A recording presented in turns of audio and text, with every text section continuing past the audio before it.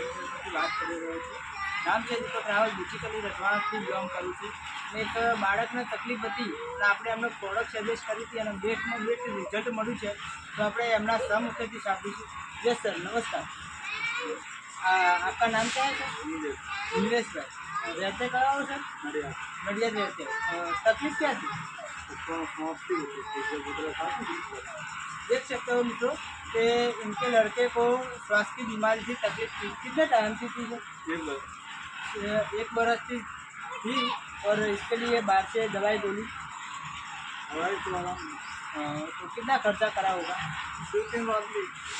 देख सकते हो मित्रों कि बाहर से दवाई गोली लाए और जब खिलाते थे तब अच्छा रहता था, उसके बाद जो तकलीफ थी वो रहती थी।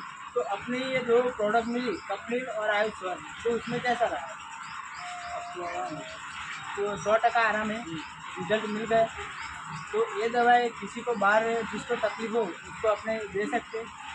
110% इसमें रिजल्ट है। ये तो देख सकते हो मित्रों कि भाई ने दवाई ली, उनके लड़के को तकलीफ थी और उनको बेस्ट में बेस्ट रिजल्ट मिला है। तो बस आगे भी वही कहेंगे कि जिसको भी तकलीफ हो अपना कांटेक्ट करें। ओके, जय हिंद, जय महाराष्ट्र।